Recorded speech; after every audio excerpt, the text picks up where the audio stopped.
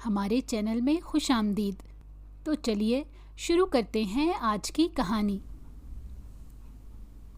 کبھی کبھار ہم ایک ایسی آزمائش میں پھنس جاتے ہیں جسے ہم آزمائش کم اور اللہ کی جانب سے آیا ہوا عذاب زیادہ سمجھتے ہیں۔ البتہ اگر دیکھنے کا زاویہ تبدیل کر لیا جائے تو یہی آزمائش کبھی کبھی رحمت بھی ثابت ہو جاتی ہے۔ ایسا ہی کچھ میرے ساتھ ہوا جب مجھے اپنا آپ ایک ایسے ہی بھیانک عذاب میں گھرا ہوا لگا کہ جس سے باہر نکلنے کا کوئی راستہ ہی نہیں تھا۔ اس وقت میں یہی سوچ رہی تھی کہ میری زندگی کا مقصد اب گھٹ گھٹ کر جینا ہی ہے اور شاید میں ایسے ہی مر جاؤں گی۔ میرا نام نادیہ ہے اور میں کراچی کے ایک بڑے ہی غریب گھر سے تعلق رکھتی ہوں۔ بہن بھائیوں میں میں سب سے بڑی ہوں اور مجھ سے چھوٹی میری 2 بہنیں اور 2 بھائی ہیں۔ ہم جیسے غریب گھرانوں میں اولاد پہلی ہو یا آخری، اس کو ایک ہی طرح سے دیکھا جاتا ہے اور کسی کے کوئی خصوصی ناز نخرے نہیں اٹھائے جاتے۔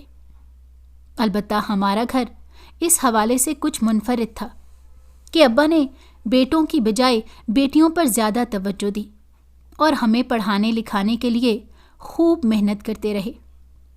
اگرچہ اماں ہماری پڑھائی کے خلاف تھیں، لیکن انہیں بھی ابا نے سمجھا دیا تھا کہ اس دور میں آگے بڑھنے کے لیے اور اپنے حقوق لینے کے لیے کم از کم انسان کے پاس اتنی تعلیم ہونی چاہیے کہ جس سے وہ درست اور غلط میں تمیز کے ساتھ ساتھ اپنے حقوق بھی جانتا ہو اور اپنے فرائض بھی جانتا ہو۔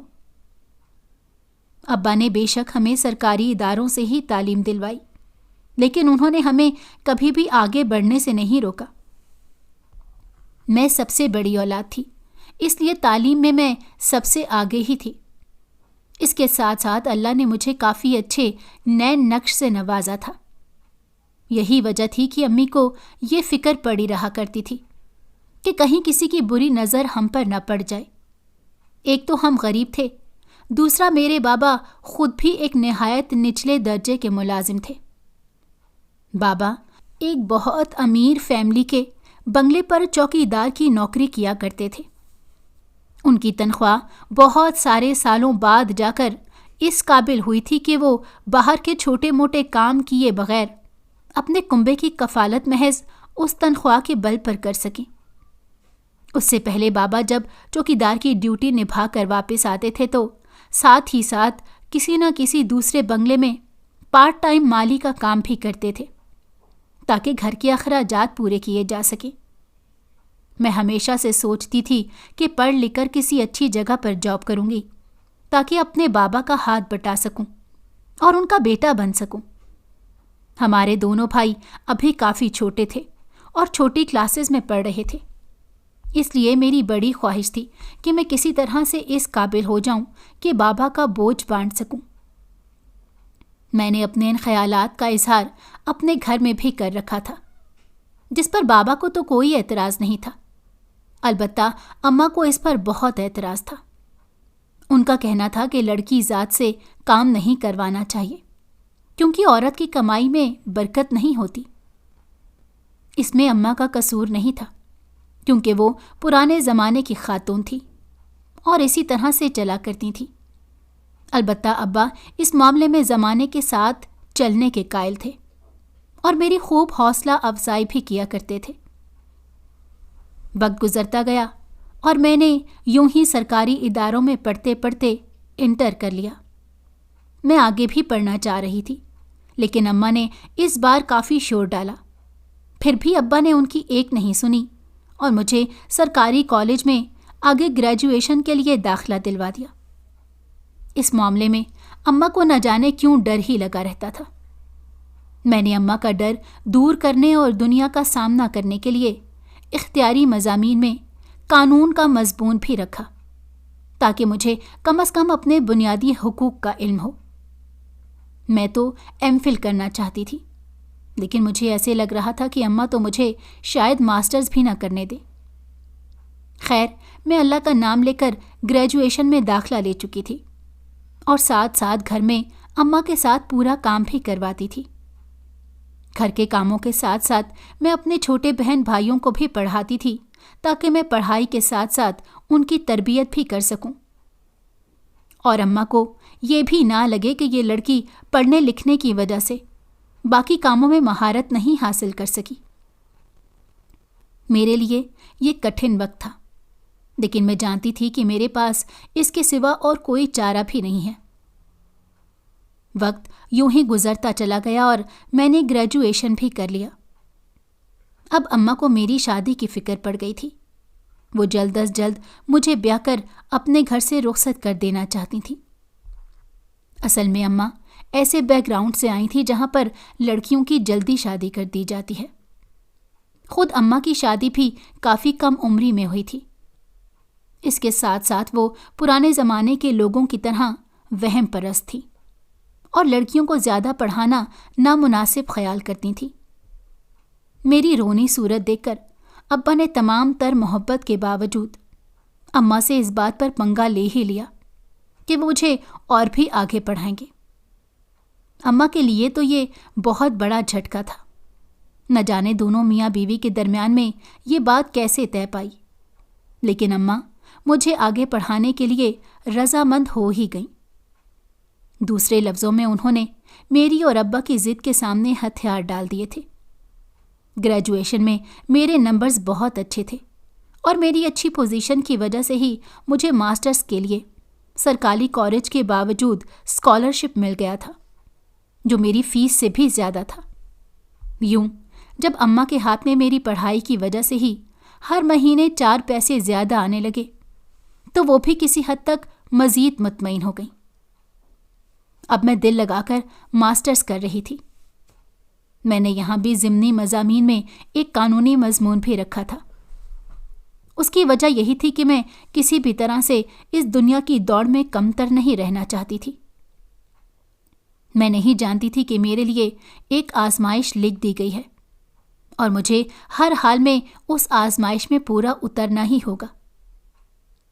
मैं कहाँ ये सोच कर बैठी थी कि मैं पढ़ लिख कर कहीं जॉब करूँगी और अब्बा का दस्तो बाजू बनूंगी, और कहाँ मेरे तमाम ख्वाब ही खाई में गिरने वाले थे। मास्टर्स का दूसरा साल था और उस वक्त तक मेरी उम्र भी 22 साल हो चुकी थी जब एक दिन अब्बा बड़े अजीबो गरीब से मूड में घर आए। उनके चेहरे से लग रहा था कि वो खुश हैं, लेकिन साथ ही साथ यूं भी लग रहा था कि वो किसी हद तक परेशान भी हैं। कुछ दिन तक तो यूं ही रहा और अम्मा अब्बा के दरमियान में बड़ी तवील लेकिन सरगोशी नुमा बहसें जारी रहीं। मुझे समझ नहीं आ रही थी कि आखिर क्या हो रहा है। इसी दौरान मेरे पेपर्स भी सर पर आ पहुँचे और मैं तमाम चीज़ों को जहन से निकालकर अपनी पढ़ाई की तरफ मुतवज्जो हो गई। ये मेरे फाइनल पेपर्स थे और मेरा इरादा तो उसके बाद जॉब करने का था, लेकिन मैं नहीं जानती थी कि मेरे मुकद्दर में कुछ और ही लिख दिया गया है। जिस दिन मेरे पेपर ख़त्म हुए उसी दिन अब्बा ने हमें कहा कि कल उनकी मालकन हमारे घर आने वाली हैं। मैं बड़ी हैरान हुई और पूछने लगी कि आखिर आपकी मालकन हमारे घर क्या करने आ रही हैं। अब्बा कहने लगे कि भाई वो मालकन हैं, उन्होंने ही कहा है कि वो हमारे घर आएंगी। मैं भला उनसे इस मामले में क्या कह सकता हूँ। अब्बा का ये अजीबो गरीब जवाब सुनकर मैं मुतमईन तो नहीं हुई, लेकिन खामोश हो गई। हम अपने गरीब खाने को, जो 2 कमरों का एक छोटा सा घर था, अच्छी तरह से साफ सुथरा करने में मशगूल हो गए। अगले दिन वाकई अब्बा के बंगले की बड़ी बेगम साहिबा हमारे घर आ पहुंची। कुछ देर तक तो वो बड़ी बेतकल्लुफ़ी से हमारे दरमियान बैठी रहीं। हम सब भी उनके इर्द गिर्द जमा थे। अलबत्ता मुझे ये सब बहुत अजीब लग रहा था। शायद तालीम इंसान को शऊर की वो सतह अता कर देती है जहां वो किसी की बेवजह इज्जत नहीं कर सकता। मेरे नज़दीक इज्जत का मयार दौलत तो बिल्कुल भी नहीं था। तभी बड़ी बेगम साहिबा ने एक ऐसी बात की कि जिसे सुनकर मेरे 14 तबक रोशन हो गए। उन्होंने उठकर मेरे सर पर हाथ रखा और कहने लगी कि भाई साहब, मैं अपने इकलौते बेटे के लिए आपकी बेटी का हाथ मांगती हूँ। आप सोच समझ कर मुझे जवाब दीजिएगा। کیونکہ میں نادیہ کو اپنی بہو بنانے کا فیصلہ کر چکی ہوں۔ میں نے یہ بات سن کر بڑی بے یقینی کے خیال میں ابا کی طرف دیکھا، کیونکہ وہ میرے تمام ارادوں اور خوابوں سے واقف تھے۔ لیکن یہ دیکھ کر میری حیرت کی انتہا نہیں رہی کہ وہ اس بات پر خاموش رہے اور سر جھکا دیا۔ مالکن مجھے پیار دیتی ہوئی اور زبردستی میرے ہاتھ میں ہزار کے چند نوٹ رکھتی ہوئی گھر سے چلی گئی۔ ان کے جاتے ہی میں نے ابا سے پوچھا کہ ابا یہ سب کیا ہے؟ ابا کہنے لگے کہ بیٹی، یہ تمہاری قسمت کا فیصلہ ہے۔ ایسے اچھے رشتے روز نہیں ملا کرتے۔ میں تمہارے عزائم سے واقف ہوں، لیکن میں تمہیں یقین دلاتا ہوں کہ تم اپنے تمام عزائم کو بہت اچھے طریقے سے پورا کر سکو گی۔ ویسے بھی شادی میں کافی وقت باقی ہے۔ تم اگر چاہو تو اپنے طور پر تحقیق بھی کر سکتی ہو، اور اس دوران کوئی جاب کرنا چاہو تو وہ بھی کر سکتی ہو۔ ابا کی یہ بات میرے لیے بے حد حیران کن تھی، اور جب میں نے اس پر بحث کی کوشش کی تو زندگی میں پہلی بار ابا نے سختی سے مجھے چپ کروا دیا اور کہنے لگے، میرا فیصلہ آخری ہے۔ تمہاری شادی اب مالکن کے گھر ان کے بیٹے کے ساتھ ہی ہوگی۔ میں نہیں جانتا کہ وہ ہم جیسے غریب لوگوں کے گھر میں رشتہ کیوں جوڑنا چاہتی ہیں، لیکن اس لڑکے کو میں نے اپنی گود میں کھلایا ہے اور شروع سے ہی ان کے پاس کام کرتا رہا ہوں۔ وہ لڑکا واقعی بہت اچھا ہے۔ ابا کے اس قطعی فیصلے کے سامنے اب بھلا میں کیا کر سکتی تھی؟ لہٰذا دل پر پتھر رکھ کر خاموش ہو گئی۔ میرے لیے یہ سب ہضم کرنا بہت مشکل تھا، لیکن مجھے نظر آ رہا تھا کہ اب یہی میرا مقدر ہے، اور مجھے کسی نہ کسی طرح ان سب کو دل سے قبول کرنا ہی ہوگا۔ کچھ دن تو مجھے اپنے آپ کو یہ حقیقت سمجھانے میں ہی گزر گئے۔ پھر میں نے موجودہ مہلت کو غنیمت سمجھا اور ابا سے جاب کی بات کی، تو وہ کہنے لگے، تمہارے ذہن میں کون سی جاب ہے؟ قانون کی تعلیم حاصل کرنے کی وجہ سے کالج میں میرے کچھ دوست بن گئے تھے۔ میں ان سے بات بھی کر چکی تھی اور اب کورٹ میں کسی وکیل کے اسسٹنٹ کے طور پر جاب کرنا چاہ رہی تھی۔ میری ماسٹرز کی ڈگری LLBA کے ہم پلہ تھی، اس لیے مجھے اس جاب میں کوئی مسئلہ بھی نہیں درپیش ہو سکتا تھا۔ حیرت انگیز طور پر ابا کے ساتھ ساتھ اماں نے بھی اس معاملے میں کوئی اعتراض نہیں کیا۔ کچھ ہی دن میں جہاں میری جاب کنفرم ہو گئی، وہیں پر میری شادی کی ڈیٹ بھی مقرر کر دی گئی۔ ابا نے میری شادی کی تیاری کے لیے 1 سال کا وقت مانگا تھا، جو بیگم صاحبہ نے بخوشی دے دیا تھا۔ میں اب اس چیز سے بے نیاز ہو چکی تھی اور حالات کو قبول کر چکی تھی، اس لیے میں نے اسے نظر انداز کرتے ہوئے کورٹ میں جاب کر لی۔ تنخواہ کچھ زیادہ تو نہیں تھی، لیکن ہم جیسے گھر کے لیے کافی تھی۔ اب میری تنخواہ اور ابا کی جمع پونجی کی مدد سے اماں میرے لیے کپڑے، جوتے اور کچھ زیور تیار کروا رہی تھیں۔ جہیز کا باقی کچھ بھی سامان لینے سے بڑی بیگم صاحبہ نے صاف طور پر منع کر دیا تھا۔ میں ان سب چیزوں سے بے نیاز پوری دل جمعی کے ساتھ اپنی جاب کر رہی تھی۔ یہ جاب کرتے ہوئے کورٹ میں میرے کئی رابطے بھی بن گئے تھے۔ خوش قسمتی سے مجھے جتنے بھی لوگ ملے، سب کے سب عزت کرنے والے اور شریف انسان تھے۔ کسی نے بھی مجھے غریب لڑکی سمجھ کر میرا کسی طرح سے استحصال کرنے کی کوشش نہیں کی۔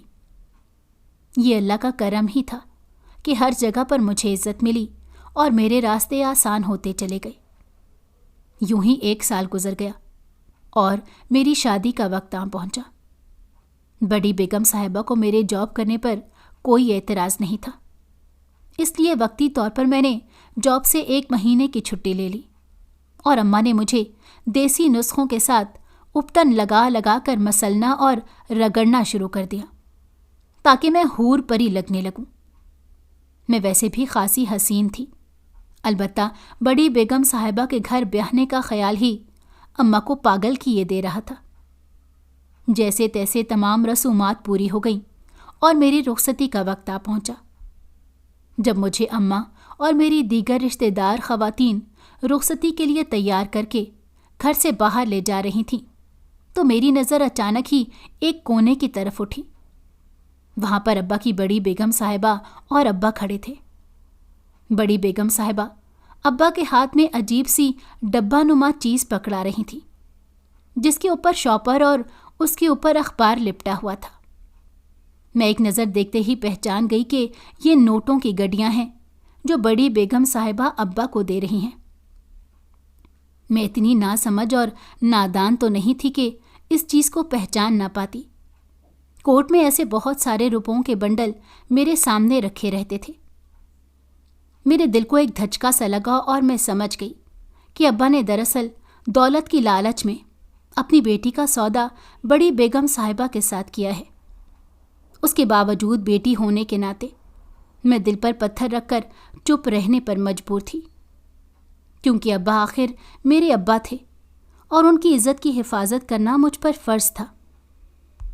अलबत्ता ये सब देखकर मेरा दिल अंदर से चकनाचूर हो चुका था और मैं ज़हनी तौर पर इस बात के लिए भी तैयार हो चुकी थी कि अगर मुझे पैसों की वजह से बेचा गया है तो इस लड़के में कोई न कोई इखलाकी खराबी ज़रूर होगी, जिसकी वजह से बड़ी बेगम साहिबा को अपने हम पल्ला ख़ानदानों में उसका रिश्ता नहीं मिल रहा होगा। ये सब मेरे लिए बहुत ही दिल शिकन था, लेकिन हमारे मुआशरे में बेटियां शायद इसी तरह से मजबूर होती हैं और यूं ही सारी ज़िंदगी समझौते की ज़िंदगी गुजार देती हैं। अलबत्ता मैं ये नहीं जानती थी कि सूरत हाल मेरी तवक्को से भी कहीं ज़्यादा ख़राब है। मुकर्ररा वक्त पर मेरी रुखसती हो गई और मैं दुल्हन बनकर उस बंगले में आ गई जहाँ पर अब्बा ने अपनी ज़िंदगी का एक बहुत बड़ा हिस्सा जॉब करते हुए गुजार दिया था और अब भी वहाँ पर चौकीदार ही थे। मैं सजी संवरी एक बहुत बड़े कमरे में बैठी अपने शौहर का इंतज़ार कर रही थी। मेरा दिल बहुत तेज़ी से धड़क रहा था कि न जाने मेरा शौहर कैसा होगा और उसकी फितरत कैसी होगी। तभी दरवाज़ा खुला और एक शख्स अंदर दाखिल हुआ। उसने दरवाज़ा बंद किया और मेरी तरफ आने लगा। उस पर नज़र पड़ते ही मेरा दिल गोया धड़कना ही भूल गया।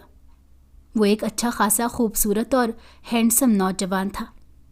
अलबत्ता उसके चेहरे पर कुछ ऐसी बात थी जो उसे किसी तरह से नॉर्मल जाहिर नहीं कर रही थी। वो मेरे सामने आकर बैठा और बग़ैर कुछ कहे अपनी जेब में हाथ डालकर उसने एक डब्बी निकाली और उसे खोलकर उसमें से अंगूठी निकालकर मेरा हाथ थामने को हाथ बढ़ाया। वो यकटक मेरी तरफ देखे जा रहा था। उसकी आंखें जैसे खाली खाली सी थीं। यूं लगता था जैसे उसकी शादी न हो बल्कि उसे ज़बरदस्ती यहाँ पर भेज दिया गया हो। अलबत्ता उसके चेहरे की मासूमियत और उसके कपड़ों का इंतखाब मेरे उस अंदाजे की नफ़ी कर रहा था। चारों नाचार मैंने हाथ आगे बढ़ाया और उसने मुझे अंगूठी पहना दी। जब वो बहुत देर तक यूं ही मेरी तरफ देखता रहा तो मैंने हिम्मत की और उससे उसका नाम पूछा। सितम की बात थी कि मुझे अब तक अपने शौहर का नाम भी नहीं मालूम था। मेरा सवाल सुनकर वो लड़का जो मुझसे 1-2 साल ही बड़ा होगा कुछ देर तो खामोश रहा। फिर उसने बड़ी झिझकती हुई सी आवाज़ में अपना नाम बताया। उसका नाम फराज था। कुछ देर तक मैं उससे बात करने की कोशिश करती रही, लेकिन वो मेरे हर सवाल के जवाब में हूँ हाँ करके चुप हो जाता। तभी अचानक उसके चेहरे की रंगत बदल गई और वो कहकहे मार कर हंसने लगा। मैं उस पर एक नज़र डालते ही समझ गई कि ये ज़हनी तौर पर पसमानदा है और उसका जहन अब उसके काबू में नहीं है। जिस तरह से अचानक उसने कहकहा लगाया था, मैं समझ गई थी कि उस पर पागलपन का कोई दौरा पड़ा है। ये जानकर मेरे पैरों तले से तो ज़मीन ही निकल गई।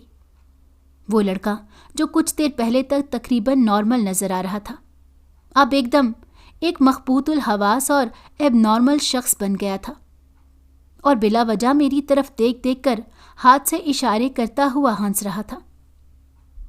मेरा दिल घुटन के मारे चूर चूर हो रहा था और मैं सोच रही थी कि आखिर अब्बा ने अपनी लाडली और बड़ी बेटी के साथ ये क्या सलूक किया है। वो तो मेरी ज़िंदगी के तमाम अहदाफ से बखूबी वाकिफ़ थे। پھر بھی انہوں نے جانتے پوچھتے مجھے اس جہنم میں کیسے دھکیل دیا۔ یہ سوچ ہی مجھے مارے ڈال رہی تھی کہ مجھے اس جہنم میں میرے ماں باپ نے جانتے پوچھتے دھکیلا ہے۔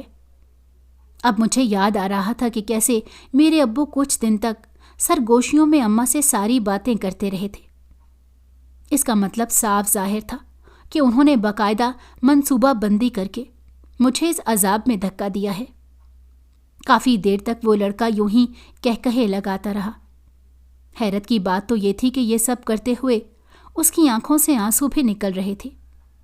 اس کی آنکھوں سے ایسا بالکل بھی نہیں لگ رہا تھا کہ وہ ہنس رہا ہے۔ وہ واقعی ذہنی طور پر بے حد پسماندہ تھا۔ البتہ بیچ میں اس نے 2-3 بار مجھے بیوی اور بیگم کہا، جس سے یہ ظاہر ہوتا تھا کہ اس کے حواس سلامت ضرور ہیں لیکن اس کے قابو میں نہیں ہیں۔ وہ رات میری زندگی کی سب سے زیادہ بھیانک اور طویل ترین رات تھی۔ میں ہر صورت یہاں سے فرار ہو جانا چاہتی تھی۔ البتہ کل ولیمہ تھا اور ولیمے کے بعد مجھے ایک بار تو اپنے گھر جانا ہی تھا۔ میں اچھی طرح سے سوچ چکی تھی کہ میں اب اس گھر میں واپس کبھی نہیں آؤں گی، چاہے پھر میرے گھر پر اس کی وجہ سے کوئی مصیبت بھی کیوں نہ آئے۔ میں جانتے بوجھتے اس طرح کے عذاب میں ساری زندگی کبھی نہیں گزار سکتی تھی۔ اللہ اللہ کر کے یہ طویل اور کالی رات ختم ہوئی اور اگلے دن ولیمے کے بعد میں شام کے وقت رسم پوری کرنے کے لیے اپنے گھر واپس آ گئی۔ جب سب مہمان ایک ایک کر کے رخصت ہو گئی تو میں گویا پھٹ ہی پڑی۔ اماں ابا چپ کر کے میری باتیں سنتے رہے۔ میرے دل میں جو آیا میں نے انہیں سنایا اور ہر لحاظ سے ان دونوں کو مورد الزام ٹھہرایا۔ جب میں بول بول کر تھک گئی تو وہ وہیں فرش پر گرنے کے انداز میں بیٹھ کر سر پکڑ کر رونے لگی۔ میرے لیے یہ بات سب سے زیادہ تکلیف دہ تھی کہ میرے ساتھ یہ سب کچھ میرے ماں باپ نے جانتے بوجھتے کیا ہے۔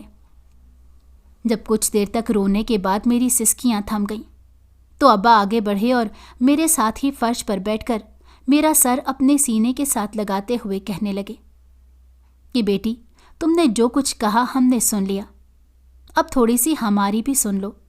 ہو سکتا ہے کہ بات ویسی نہ ہو جیسی تمہیں نظر آ رہی ہو، اور تم نے جو کچھ دیکھا ہو وہ محض تصویر کا ایک پہلو ہو۔ ہم تمہیں سب کچھ خود ہی بتانا چاہتے تھے۔ میں مانتا ہوں کہ ہم سے غلطی ہوئی، ہمیں تمہیں یہ سب کچھ پہلے ہی بتا دینا چاہیے تھا، لیکن مجھے نہیں معلوم تھا کہ وہ لڑکا یوں اپنے سے باہر ہو جائے گا اور تمہاری پہلی رات ہی اس قدر تکلیف اور اذیت کے ساتھ گزرے گی۔ ابا کی آواز میں کچھ ایسا درد اور تاثیر تھی کہ مجھے لگا کہ اب کہ وہ سچ ہی بول رہے ہیں۔ میں خاموش ہو کر ان کے چہرے کی طرف دیکھنے لگی۔ ابا سر جھکاتے ہوئے بولے کہ بیٹی، دراصل یہ لڑکا ہماری بیگم صاحبہ کا سگا بیٹا نہیں ہے۔ بڑے صاحب جو اللہ کو پیارے ہو چکے ہیں، یہ ان کی دوسری بیوی ہیں، اور یہ لڑکا بڑے صاحب کی پہلی بیوی کی اولاد سے ہے۔ موجودہ بڑی بیگم صاحبہ کے ساتھ بڑے صاحب نے اس لیے شادی کی تھی کہ وہ اپنے بیٹے کی پرورش میں کوئی کمی نہ چھوڑیں، کیونکہ اس وقت یہ بچہ بہت چھوٹا تھا۔ میں نے اس لڑکے کو اپنے ہاتھوں میں کھلایا پلایا ہے اور اس کو اپنے سامنے بڑا ہوتے ہوئے دیکھا ہے، اس لیے مجھے اس لڑکے سے اپنے بچوں جیسی محبت ہے۔ آج میں تمہیں بتاتا ہوں کہ دراصل اس لڑکے کے اس پاگل پن کے پیچھے اصل کہانی کیا ہے۔ تم جانتی ہو کہ عموماً سوتیلی مائیں اپنے سوتیلے بچوں کے ساتھ کیا سلوک کرتی ہیں۔ البتہ موجودہ بڑی بیگم صاحبہ اس معاملے میں کسی چڑیل اور ڈائن سے کم نہیں ہے۔ مجھے یہ بات نہیں کہنی چاہیے کیونکہ میں ان کا نمک خوار ہوں، لیکن جو سچ بات ہے وہ یہی ہے کہ اس لڑکے کی یہ تمام حالت بڑی بیگم صاحبہ کی وجہ سے ہے۔ ابا کی یہ بات میرے لیے بے حد حیرت انگیز تھی کہ یہ لڑکا قدرتی طور پر پاگل نہیں بلکہ اس کے پاگل پن کے پیچھے بڑی بیگم صاحبہ کا ہاتھ ہے۔ یہ انکشاف اس قدر سنسنی خیز تھا کہ میں اپنی تمام تکلیف بھول گئی اور بے اختیار پوچھ بیٹھی کہ ابا، یہ سب کیسے ہوا مجھے پوری تفصیل بتائیں۔ ابا کہنے لگے کہ جب بڑی بیگم صاحبہ بیاہ کر اس گھر میں آئیں تو اس وقت اس لڑکے کی عمر تقریباً 4 سال تھی۔ وقت کے ساتھ ساتھ بیگم صاحبہ کی نفرت اپنے سوتیلے بیٹے سے بڑھتی چلی گئی اور شادی کے 3 سال اللہ نے انہیں ایک بیٹی بھی دے دی۔ اپنی اولاد گود میں آتے ہی انہوں نے نہ صرف سوتیلے بیٹے سے آنکھیں پھیر لیں بلکہ کوشش بھی کرنا شروع کر دی کہ کسی طرح بڑے صاحب کی ساری جائیداد انہیں اور ان کی بیٹی کو مل جائے اور یہ سوتیلا لڑکا اس سے محروم رہے۔ اس مقصد کے لیے اس لڑکے کو راستے سے ہٹانا ضروری تھا۔ اس لیے بڑی بیگم صاحبہ نے نہ جانے کس طرح کی دوائیاں اس لڑکے کو کھانے میں ملا کر دینا شروع کی کہ اس کا دماغی توازن آہستہ آہستہ بگڑنے لگا۔ بڑے صاحب اس وقت زندہ تھے اور وہ یہ سب صورتحال دیکھ کر بے حد پریشان تھے۔ انہوں نے اپنے بیٹے کو بہت سارے ڈاکٹرز کو چیک کروایا۔ ڈاکٹرز کا کہنا تھا کہ یہ مرض قابل علاج ہے اور انہوں نے اس سلسلے میں بہت سارے چیک اپ کے بعد دوائیاں بھی لکھ کر دیں۔ ظاہری سی بات ہے کہ بڑے صاحب کاروبار کے سلسلے میں گھر سے باہر ہوا کرتے تھے، تو وہ دوائیاں دینے کی ذمہ داری بھی سوتیلی ماں کے کندھوں پر آ گئی۔ بڑی بیگم صاحبہ نے وہ دوائیاں کبھی بھی اس لڑکے کو نہیں دیں، بلکہ مزید وہی زہریلی اور نشہ آور دوائیاں اس لڑکے کو پلاتی رہیں، جس کی وجہ سے اس لڑکے کی حالت اور بھی بگڑتی چلی گئی۔ اپنے اکلوتے بیٹے کی حالت دیکھتے ہوئے بڑے صاحب نے مرنے سے پہلے ہی پوشیدہ طور پر یہ وصیت کر دی تھی کہ اگر یہ لڑکا شادی کے قابل ہو جائے اور شادی کے بعد 4 سال تک اس کی حالت سنبھل جائے تو ان کی ساری جائیداد اس لڑکے کے نام ہو جائے گی، اور اگر ایسا نہ ہو سکے تو اس ساری جائیداد کی مالک بڑی بیگم صاحبہ اور ان کی بیٹی ہو جائیں گے۔ اب یہی وجہ ہے کہ بڑی بیگم صاحبہ اس لڑکے کے لیے کوئی ایسی لڑکی لانا چاہتی تھیں جسے وہ دبا کر رکھ سکیں اور یوں اگلے 4 سال کا عرصہ نکال سکیں۔ اس کے بعد یہ تمام کی تمام جائیداد خود بخود ان کے نام ہو جائے گی اور وہ اس لڑکے اور اس کی بیوی کو یہاں سے نکال پھینکیں گی۔ ابا ایک ایک کر کے اس بھیانک داستان کا ایک ایک ورق میرے سامنے الٹتے جا رہے تھے اور میں بت بنی بیٹھی رشتوں کی صفاقی کی یہ داستان سن رہی تھی۔ نہ جانے کیسے میری آنکھوں میں آنسو آ گئے اور مجھے پتہ بھی نہیں چلا۔ میں جس لڑکے سے نفرت کر رہی تھی وہ بیچارہ تو خود اپنے حالات کا مارا ہوا تھا، باوجود ہوش و حواس کے وہ اس قابل ہی نہیں تھا کہ اپنے جذبات کا اظہار کر پاتا۔ اس سے پہلے کہ میں مزید کچھ بولتی، ابا نے ہاتھ بڑھا کر میرے آنسو صاف کیے اور کہنے لگے کہ بیٹی، میں جانتا ہوں کہ یہ بچہ اب بھی ٹھیک ہو سکتا ہے۔ جیسے تم میری بیٹی ہو ویسے ہی میں اس لڑکے کو بھی اپنا بیٹا سمجھتا ہوں، اور میں چاہتا ہوں کہ بڑے صاحب کی یہ جائیداد ان کے صحیح وارث تک پہنچے۔ اسی لیے بڑی بیگم صاحبہ کی اس سازش میں میں نے جان بوجھ کر تمہارا نام شامل کروایا اور ان کے سامنے اپنے آپ کو لالچی ظاہر کیا۔ میں جانتا ہوں کہ تم پڑھی لکھی ہو اور دنیا داری بھی جانتی ہو، تم کوئی نہ کوئی راستہ نکال لو گی تاکہ تم اپنے شوہر کو بھی بچا سکو، اور یوں میں اپنے بڑے صاحب کی وفاداری کا حق بھی ادا کر سکوں۔ مجھے اس جائیداد کا کوئی لالچ نہیں ہے، البتہ میں یہ چاہتا ہوں کہ یہ ساری جائیداد اس کے اصلی وارث کو ملے، نہ کہ ان ظالم ماں بیٹی کو جنہوں نے اپنے مطلب اور مفاد کی خاطر ایک بے سہارا یتیم لڑکے کے ساتھ یہ سلوک کیا ہے۔ اس لڑکے کی سوتیلی بہن بھی اس سارے ظلم میں اپنی ماں کی شریک کار رہی ہے۔ اب تم مجھے بتاؤ، کیا میں نے جو کچھ کیا وہ غلط تھا یا درست؟ اور اگر تم پھر بھی اسے غلط سمجھتی ہو تو تم پر کوئی دباؤ نہیں ہے، تم چاہو تو اب بھی پیچھے ہٹ سکتی ہو۔ ابا کی ان تمام باتوں نے میرے ذہن سے تمام دھند صاف کر دی تھی اور اب تمام کے تمام حالات میرے سامنے کلیئر ہو گئے تھے۔ قانون کی تعلیم اور کچہری کے تجربے نے مجھے بہت ساری قانونی رمزیں بھی سکھا دی تھیں۔ मैं कुछ देर तक खामोश बैठी सोचती रही और फिर सर उठाकर बड़े एतमाद से अब्बू से पूछा कि अब्बू, बस मुझे इतना बता दीजिए कि बड़े साहब की वसीयत उनके किस वकील के पास है। मुझे उस वकील का नाम और एड्रेस दे दें, बाकी काम मेरा है। मेरी ये बात सुनकर अब्बा की आंखों में आंसू आ गए और उन्होंने मुझे गले से लगा लिया। फिर रोती हुई आवाज में कहने लगे कि मैं जानता था मेरी बेटी इस मामले में मेरा जरूर साथ देगी। बेटी, उस लड़के को मैंने अपने हाथों में खिलाया है और वो वाकई बहुत अच्छा लड़का है। तुम यकीन करो कि मैंने तुम्हारे लिए बेहतरीन फैसला किया है, बस तुम्हें थोड़ी सी हिम्मत करनी होगी। ये कहकर अब्बा ने मुझे बड़े साहब की वसीयत और उनके वकील के बारे में वो तमाम मालूमात मुहैया कर दी जो इस अरसे में वो इकट्ठी कर सके थे। मेरे लिए ये मालूमात काफ़ी थीं और अब मेरा जहन भी क्लियर हो चुका था।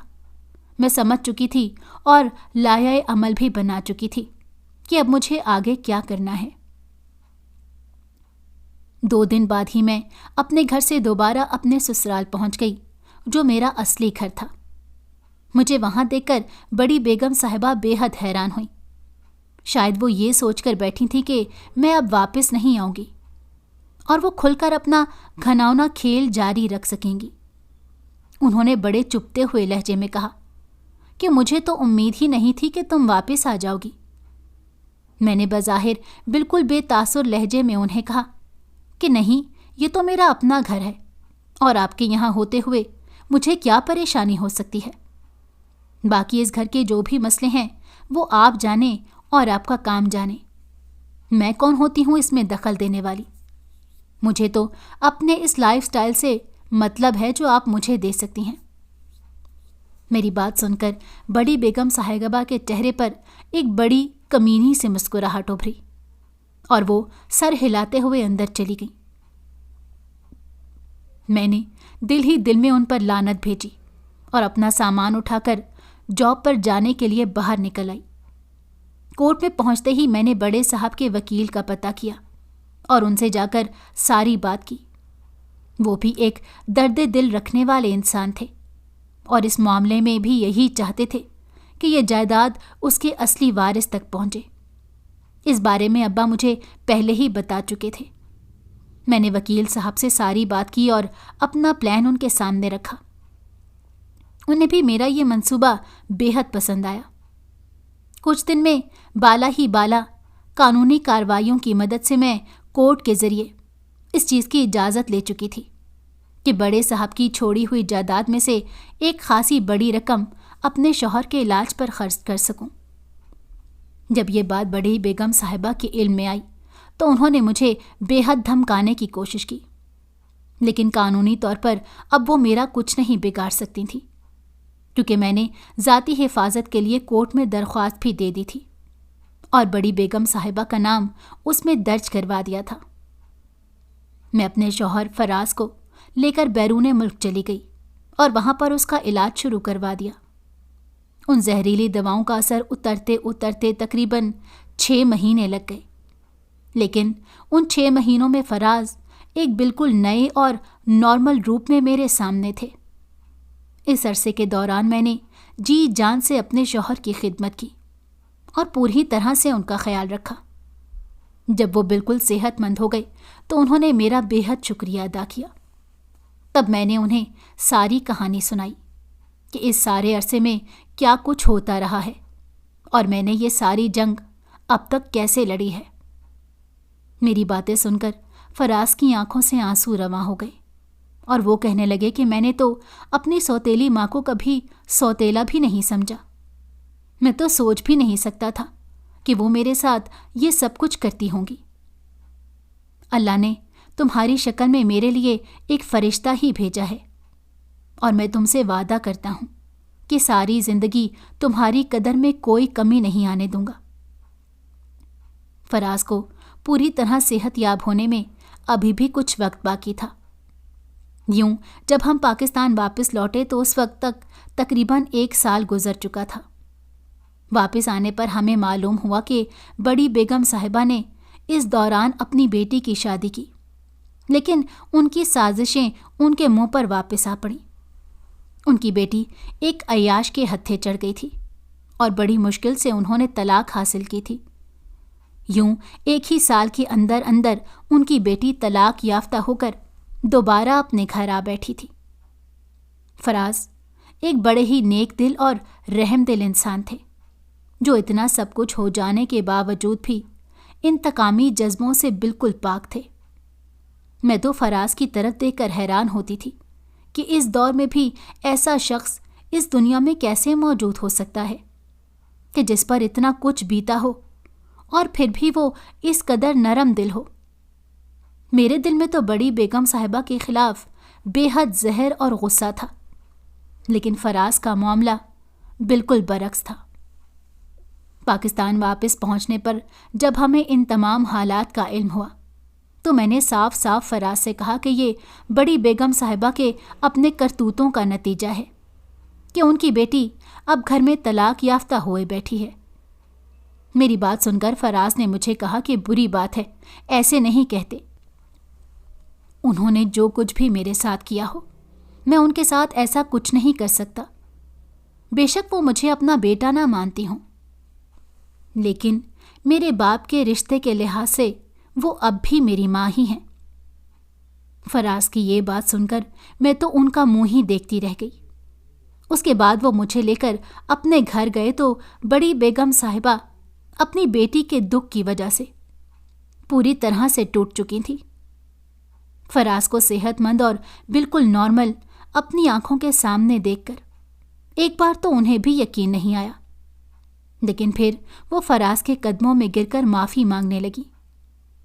फराज ने भी उन्हें उठाकर माफ़ कर दिया और कहने लगे कि आप बेफिक्र रहें, आपका जायज़ हक आपको ज़रूर मिलेगा। उसके बाद फराज ने वकील साहब के साथ मिलकर अपने बाप की वसीयत को कलअदम करार दिलवाया और फिर शरीयत और कानून के मुताबिक अपने बाप की बेवा और अपनी बहन का जो हिस्सा बनता था वो उन्हें दे दिया।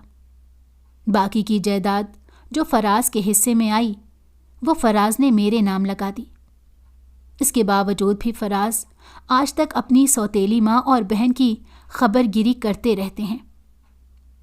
उन्होंने अपनी सौतेली बहन की दोबारा शादी भी करवाई है और अब फराज की कोशिशों और उनकी खबरगिरी की वजह से उनकी सौतेली बहन अपने घर में खुश है। ये फराज की नेक नियति है कि इतना कुछ हो जाने के बाद भी और इतनी उम्र हो जाने के बाद भी उन्होंने अपना बिजनेस शुरू किया तो वो भी कामयाब रहा। ये उनकी नेक नियति और खलूसे दिल का अजर है जो अल्लाह ने उन्हें अता किया है। ये थी मेरी ज़िंदगी की कहानी, जिसमें एक बार तो मैं भी खुद गर्जी का शिकार होते हुए पीछे हटने वाली थी। इन सब में मेरे वालिद का किरदार बहुत अहम है और इससे भी बड़ा किरदार अल्लाह की तौफीक का है, जिसने मुझे वक्त पर दुरुस्त फैसला करने की तौफीक अता फरमाई। और यूं आज मैं अपनी नज़रों में सुर्खरू हूँ। आपको मेरी ये कहानी कैसी लगी? कमेंट्स में अपनी राय से ज़रूर आगाह कीजिएगा।